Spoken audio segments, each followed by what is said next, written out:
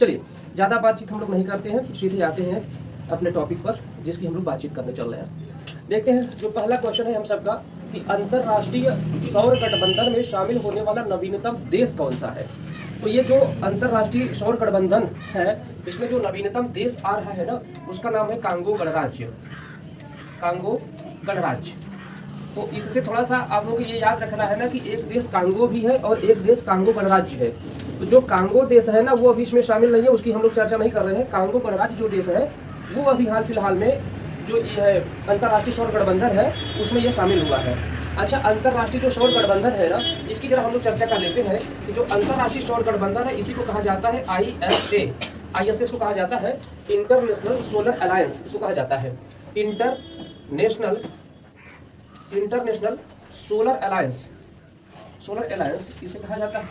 और अगर हम बात करते हैं कि ये ISA यानी इंटरनेशनल सोलर अलायंस इसको बनाया कब गया था, इसका जो फॉर्मेशन कब किया गया था, तो इसका जो फॉर्मेशन था इसको फॉर्म किया गया था 2015 में किस समय किया गया था, तो COP21 था, COP21 में। ये COP21 क्या है, COP21 conference of parties, COP जो है इसका नाम होता है कॉन्फ्रेंस ऑफ पार्टीज। दुनिया के कई देशों के नेता इसमें इकट्ठा होते हैं और जो वैश्विक समस्या है उस पर चर्चा करते हैं और उसका समाधान कैसे क्या कुछ किया जाए उस पर विचार विमर्श होता है। तो जो COP21 हुआ था ये हुआ था आपका पेरिस में। इसी पेरिस में भारत और फ्रांस ने मिल करके अंतर्राष्ट्रीय सौर गठबंधन का गठन किया हुआ था। ये 2015 की बात है कि अंतर्राष्ट्रीय सौर गठबंधन का गठन किया गया, भारत और फ्रांस ने इसको किया है। अच्छा, तो जो इसका आंसर हो जाएगा वो हो जाएगा कांगो गणराज्य। अगर हम चलिए कांगो गणराज्य की अगर हम बात करते हैं तो जो कांगो गणराज्य है, कांगो गणराज्य अगर हम बात करते हैं कि इसकी कैपिटल कहां पर है, तो कांगो गणराज्य है इसकी कैपिटल है कंसासा या किनशासा यहाँ की कैपिटल है। और अगर हम यहाँ के प्रेसिडेंट की अगर हम बात करते हैं, किनशासा कांगो गणराज्य की राजधानी है किनशासा। और यहाँ के अगर हम प्रेसिडेंट की अगर हम बात करते हैं उनका नाम है डेनिस सासो गेसो, ये इनका नाम है, प्रेसिडेंट है यहाँ के। और अगर हम बात करें यहाँ की करेंसी की, जो यहाँ करेंसी चलती है वो करेंसी है अभी जो हम लोग कल पढ़े थे गिनी की जो करेंसी थी फ्रैंक, वही फ्रैंक यहाँ की भी करेंसी है। अच्छा, एक चीज और हम आप लोगों से पूछे जरा, जो कांगो देश है और जो कांगो गणराज्य है ये दो देश ना किसी एक विशेष नदी के किनारे स्थित हैं, इसीलिए उनका नाम कांगो पड़ा हुआ है। कांगो या कांगो गणराज्य उनका नाम इसीलिए पड़ा है किसी एक विशेष नदी के किनारे है, उस नदी का नाम है कांगो नदी। अब एक क्वेश्चन जरा मैं आप लोगों से पूछता हूँ ना कि जो कांगो नदी है इसकी कुछ विशेषता है, क्या इसकी विशेषता है जरा हम लोग समझते हैं। अगर आपसे कभी ऐसा कुछ क्वेश्चन पूछ लिया जाए कि भूमध्य रेखा को 2 बार काटने वाली नदी कौन सी है, उस नदी का नाम आप जरा बताएं जो भूमध्य रेखा को 2 बार काटती है, तो उस नदी का नाम क्या है, कांगो नदी है। कांगो ही नदी है जो भूमध्य रेखा को 2 बार काटती है और इसी नदी के किनारे कांगो देश और कांगो गणराज्य ये दोनों देश वहां पर स्थित है। अच्छा, अगर इसकी चर्चा आई है कि भूमध्य रेखा को 2 बार कौन सी नदी काटती है तो कांगो नदी हो गई। और अगर मैं आपसे ऐसे पूछूं कि मकर रेखा को 2 बार कौन सी नदी काटती है, जो मकर रेखा उसको 2 बार कौन सी नदी काटती है, उसको काटती है लिम्पोपो। जो मकर रेखा है, मकर रेखा, तो मकर रेखा को कौन काटती है 2 बार, मकर रेखा को काटती है लिम्पोपो। भूमध्य को काटती है कांगो नदी, मकर रेखा को काटती है लिम्पोपो नदी। और अगर हम आपसे बात करें कि जो कर्क रेखा है, इस कर्क रेखा को 2 बार कौन सी नदी काटती है, इस कर्क रेखा को 2 बार काटती है, उसका नाम है माहे नदी, ये नदी काटती है। अच्छा, भूमध्य रेखा को 2 बार कौन काटती है, कांगो नदी, आप लोगों को याद हो गया। अच्छा, इसे कैसे याद करेंगे ना, जरा याद करने का भी थोड़ा सा हम लोग तरीका देख लेते हैं कि याद कैसे करेंगे। अक्सर ये चीज़ भूल जाएगा या फिर कन्फ्यूजन से होती है कि कभी आप जो मकर रेखा को नदी काटी है वो आप भूमध्य रेखा को कटवा देंगे या कभी कर्क रेखा को कटवा देंगे, ऐसा कुछ होता है ना। इसे जरा याद करने का तरीका क्या होगा ना, देखिए जो मकर रेखा है ना, ये मकर रेखा कितने अक्षर से मिलकर के बनी है, 3। इसी तरह से लिम्पोपो जो है ना इसमें भी लगभग 3 ही अक्षर है, मकर लिम्पोपो उसमें भी 3 ही अक्षर है। और अगर देखा जाए कर्क रेखा में कितने अक्षर है, 2। इसी तरह से माहे में भी कितने अक्षर है, 2। तो इस तरह से इसको हम याद कर सकते हैं।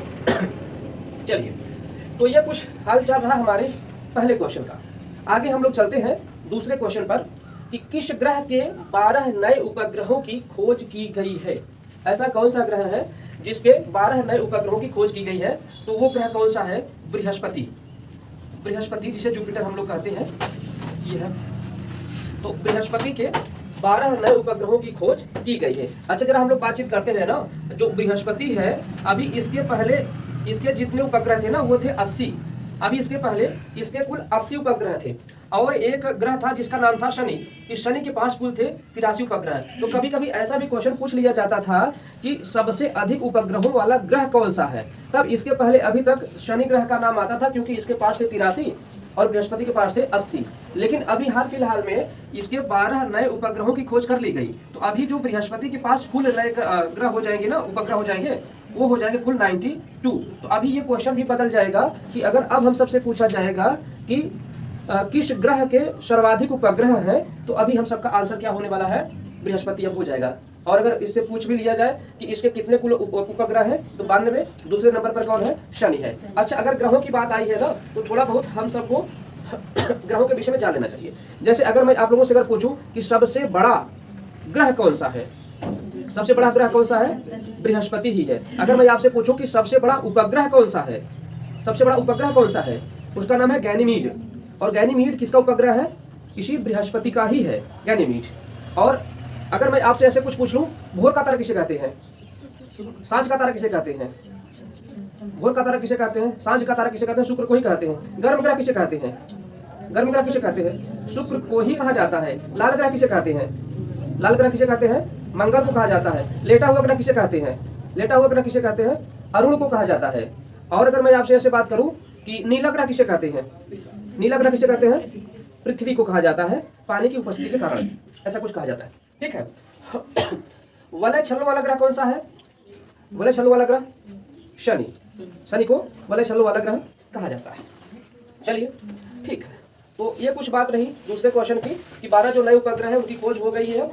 अब ये बृहस्पति के नए उपग्रह है, बृहस्पति के कुल उपग्रह हो जाएंगे 92 और शनि के हैं 83। आगे चलते हैं। भारत की पहली हाइड्रोजन संचालित ट्रेन वंदे मेट्रो कहां से कहां तक चलेगी। भारत की पहली हाइड्रोजन जो मेट्रो है उसका नाम है वंदे मेट्रो। वह कहां से कहां तक चलेगी, तो वो चलेगी आपकी कालका से शिमला के बीच। कालका से शिमला, शिमला तो आप लोग जानते होंगे ना, कहाँ है ये, हिमाचल प्रदेश में है। तो ये हिमाचल प्रदेश में चलेगी। अच्छा, एक चीज ये जरा देखें, इसे हम लोग क्यों पढ़ रहे हैं, ये हाइड्रोजन संचालित ये ट्रेन होगी, वंदे मेट्रो हाइड्रोजन संचालित ट्रेन। अभी हाइड्रोजन संचालित ट्रेन पर हम लोग पीछे कई क्वेश्चंस देख चुके हैं, करंट अफेयर्स में इसका जिक्र हो चुका है। एशिया में पहली हाइड्रोजन ट्रेन चलाने वाला देश कौन सा बना था, चीन बना था ना। अभी इसकी चर्चा जस्ट हम लोग पीछे किए हुए थे। अगर ऐसे कुछ चर्चा की जाए कि दुनिया में पहला हाइड्रोजन ट्रेन चलाने वाला देश कौन सा था, जर्मनी था, जर्मनी। और एशिया में पहला देश कौन था जो हाइड्रोजन ट्रेन चला रहा था, चीन था। लेकिन अभी भारत में भी अब हाइड्रोजन ट्रेन चलेगी जिसका नाम होगा वंदे मेट्रो। ये चलेगी कहां से कहां तक, कालका से शिमला के बीच चलेगी। और इसकी शुरुआत कब से होगी, ये जो शुरू होगा ना, ये दिसंबर 2023 से, दिसंबर 2023 से इसकी शुरुआत होगी। अच्छा, इसकी घोषणा किसने किया है, इसकी घोषणा कौन करेगा, ट्रेन चलाने वाला कौन होगा, जो रेल मंत्री अपने यहाँ के होंगे। और रेल मंत्री अपने यहाँ के हैं कौन, उनका नाम क्या है, अश्विनी वैष्णव जी, अश्विनी वैष्णव। तो अश्विनी वैष्णव ये है, इन्होंने ये घोषणा किया हुआ है कि दिसंबर 2023 तक हाइड्रोजन संचालित ट्रेन वंदे मेट्रो चल जाएगी। अच्छा, अभी जो हाल फिलहाल में ये बजट पेश हुआ है ना 1 फरवरी को, उस बजट में इस चीज का जिक्र किया गया है कि हम लोग 2030 तक 35 नई हाइड्रोजन ट्रेन हम लोग चलाएंगे। तो 35 नई हाइड्रोजन ट्रेन चलाई जाएगी 2030 तक। तो ये कुछ बात रही थर्ड क्वेश्चन की। भारत की पहली जो हाइड्रोजन संचालित ट्रेन है ये कालका से शिमला के बीच चलेगी जो हिमाचल प्रदेश में है। और बात अगर हाइड्रोजन से चलने वाली ट्रेनों की अगर करते हैं तो दुनिया में पहला ऐसा कौन सा देश था जहां पर हाइड्रोजन ट्रेन चलाई गई थी, उसका नाम था जर्मनी। एशिया में कौन था, चीन। अभी भारत में भी चलाई जाएगी और चलेगी कब से, ये दिसंबर 2023 से ये चलना शुरू होगी। घोषणा श्री अश्विनी वैष्णव जी ने किया, 2030 तक 35 नई हाइड्रोजन ट्रेन चलाने के लिए घोषणा की गई है। चलिए आगे हम लोग देखते हैं सूरजकुंड मेले का आयोजन कहाँ से कहाँ किया जा रहा है। तो जो सूरजकुंड मेला कहाँ मनाया जाता है पता है आप लोगों को, हरियाणा में। ये सूरजकुंड जो है ये अंतरराष्ट्रीय मेला है, ये हरियाणा के फरीदाबाद में मनाया जा रहा है। कहाँ पर अगर करते हैं तो ये फरीदाबाद है जो हरियाणा में है, यहीं पर सूरजकुंड मेले का आयोजन किया जा रहा है। अच्छा, बहुत से फेस्टिवल है, बहुत से मेले हैं।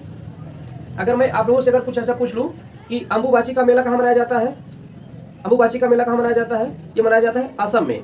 और कई आप लोगों को लिखवाया जा चुका है। जैसे अगर मैं आपसे पूछूं हॉर्नबिल त्योहार कहाँ मनाया जाता है, हॉर्नबिल लिखवाया गया है, ये नागालैंड में मनाया जाता है। पोंगल त्योहार कहाँ मनाया जाता है, तमिलनाडु में। ओणम कहाँ मनाया जाता है। अच्छा, काला घोड़ा महोत्सव कहाँ मनाया जाता है, काला घोड़ा महोत्सव महाराष्ट्र में मनाया जाता है। काला चावल महोत्सव कहाँ मनाया जाता है, काला चावल मणिपुर में मनाया जाता है। और काला नमक महोत्सव कहाँ मनाया जाता है, ये उत्तर प्रदेश के सिद्धार्थनगर जिला है, वहाँ मनाया जाता है। और अगर मैं आपसे पूछूं जल्लीकट्टू कहाँ मनाया जाता है, ये तमिलनाडु में है। कंबाला ये कहाँ मनाया जाता है, कर्नाटका में है। जल्लीकट्टू में क्या होता है, बैल की सींग में पैसा मान लेते हुए बांधा जाता है और उसको जो कंट्रोल करता है वो विजेता घोषित किया जाता है। ऐसे ही कंबाला दौड़ होती है। कंबाला दौड़ किसकी होती है, उससे भैंसा दौड़ कहते हैं ना, उसमें वो कीचड़ में उसको दौड़ाया जाता है। चलिए ठीक है, ये कुछ चीज़ें हैं। तो जो सूरजकुंड मेला है, इसका आयोजन हरियाणा के फरीदाबाद में किया गया है। चलिए आगे देखा जाए। अच्छा, अगर हम लोग देखते हैं ना कि ये इसका संस्करण कौन सा था, इसका जो संस्करण है ये 36वां है। 36वां सूरजकुंड मेला इस बार मनाया जा रहा है। अगर 36वां मनाया जा रहा है तो इसकी शुरुआत कब हुई थी, ये भी हम लोग देख लिया जाए। तो शुरू ये कब से हुआ है, 1987 से सूरजकुंड मेला ये मनाया जा रहा है। 1987 से इसको मनाया जा रहा है, हर वर्ष मनाया जाता है। इस बार 36वां है 2023 में। ठीक है, चलिए देखा जाए। ऑपरेशन सद्भावना ये कहाँ चलाया जा रहा है, जो ऑपरेशन सद्भावना है ये चलाया जा रहा है लद्दाख में। लद्दाख में चलाया गया है ऑपरेशन सद्भावना। अब जरा हम लोग बातचीत ये करते हैं ना कि ऑपरेशन सद्भावना है क्या। ये ऑपरेशन सद्भावना चला कौन रहा है, ऑपरेशन सद्भावना चलाया जा रहा है भारतीय सेना के द्वारा। ये कौन चला रहा है, अगर हम इसकी बात करते हैं तो ये चला रही कौन, भारतीय सेना चला रही है। और अगर बात करते हैं इसका उद्देश्य क्या है, इसका उद्देश्य है कि दूर दराज के क्षेत्रों में रहने वाले बच्चों को गुणवत्तापूर्ण शिक्षा देना, ये इसका उद्देश्य है। और यहाँ पर किया क्या जा रहा है, यहाँ पर कुल 7 नए सद्भावना स्कूल खोले जा रहे हैं। 7 नए सद्भावना स्कूल खोले जा रहे हैं और इन्हीं स्कूलों में जो गुणवत्तापूर्ण शिक्षा है वो भारतीय सेना के द्वारा दी जाएगी।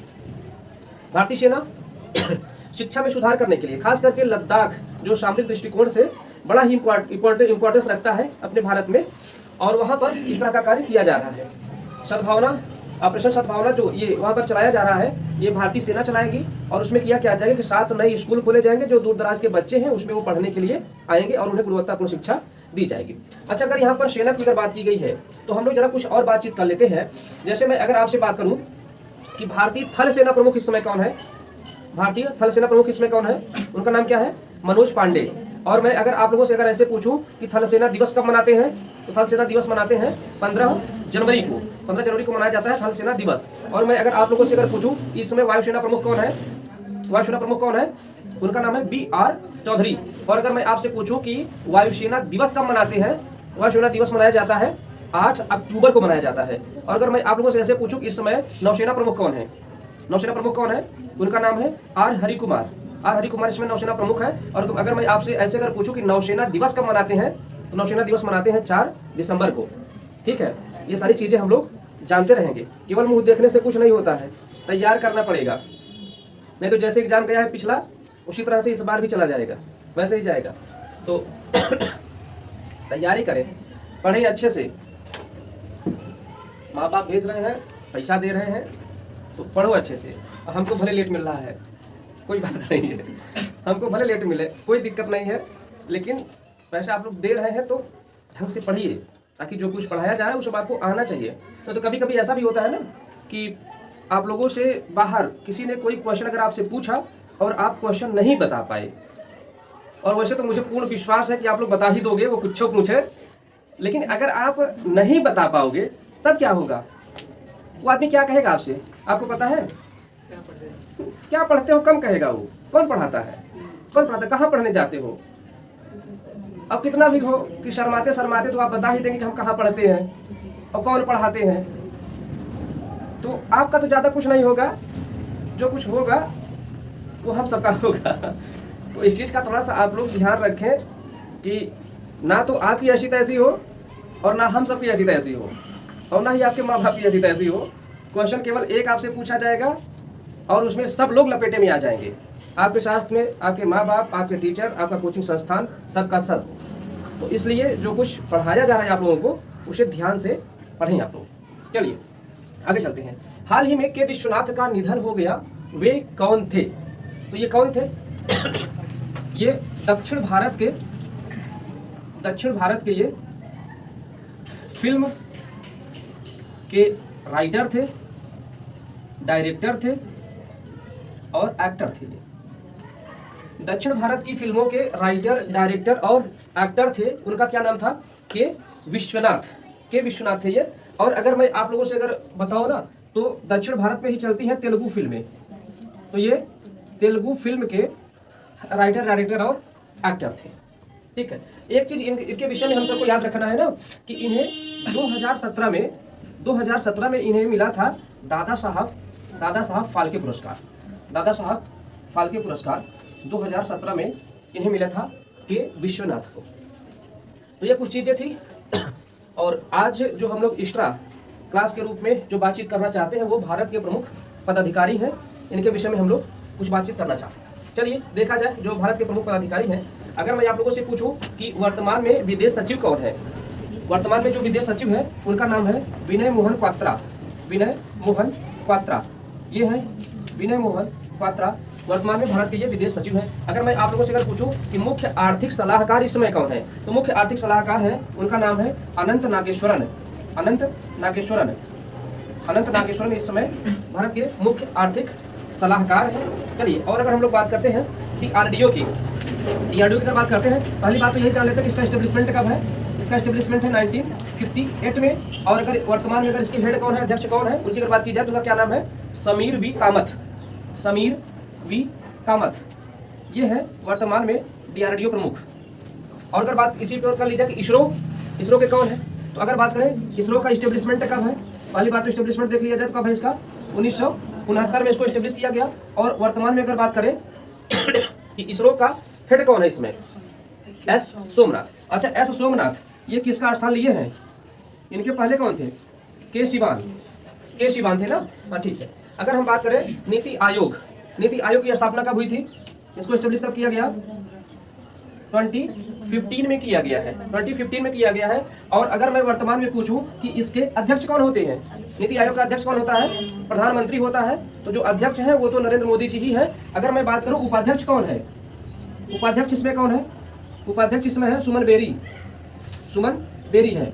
और अगर मैं आप लोगों से पूछूं कि इसके पहले उपाध्यक्ष कौन थे, जब इसको फॉर्म किया गया था 2015 में, उस समय इसके पहले उपाध्यक्ष कौन थे? उनका क्या नाम था? अरविंद पनगड़िया इसके पहले उपाध्यक्ष थे। और अगर मैं वर्तमान में पूछूं कि इसके सीईओ कौन है, इसके सीईओ इसमें कौन है? उनका नाम है परमेश्वरन अय्यर। ये सारी की सारी चीजें आप लोगों को एकदम से याद होनी चाहिए, रटा हुआ एकदम होना चाहिए। उपाध्यक्ष सुमन बेरी, सीईओ कौन है इसमें? परमेश्वरन अय्यर है नीति आयोग के। 15वें वित्त आयोग की अगर बात करें इसके हेड कौन है? इनके हेड है एन के सिंह। और अगर मैं आपसे बात करूं 14वें वित्त आयोग के अध्यक्ष कौन थे? 14वें वित्त आयोग के अध्यक्ष कौन थे? उनका नाम था वाई वी रेड्डी 14वें वित्त आयोग के अध्यक्ष थे। और 15वें वित्त आयोग के अध्यक्ष है एन के Singh. NABARD, national bank for agriculture and rural development, इसके विषय में थोड़ी बहुत बातचीत हुई है। अगर बात करते हैं इसको एस्टेब्लिशमेंट कब किया गया था? 1982 में 1982 में इसको एस्टेब्लिश किया गया। और बात अगर की जाए इसके वर्तमान में हेड कौन है, उनका नाम है के वी साची ये है। और अगर बात करें वर्तमान में चीफ इलेक्शन कमिश्नर कौन है? मुख्य चुनाव आयुक्त। वर्तमान में मुख्य चुनाव आयुक्त कौन है? उनका क्या नाम है? राजीव कुमार वर्तमान में हमारे यहाँ के मुख्य चुनाव आयुक्त है। वर्तमान में महान्यायवादी कौन है? आर वेंकट रमणी ये वर्तमान में भारत के महान्यायवादी हैं। तो ये सारी की सारी चीजें हम लोग याद रखेंगे। आने वाले एग्जाम्स में ये अच्छे खासे क्वेश्चंस हैं जो आप पुटअप किए जा सकते हैं और हम सबको एकदम से याद रखना चाहिए। तो ठीक है, आज की जो क्लास है यहीं तक है। बाकी आप लोग अपना ख्याल रखें, पढ़ाई अच्छे से करें। तब तक के लिए धन्यवाद और फिर हम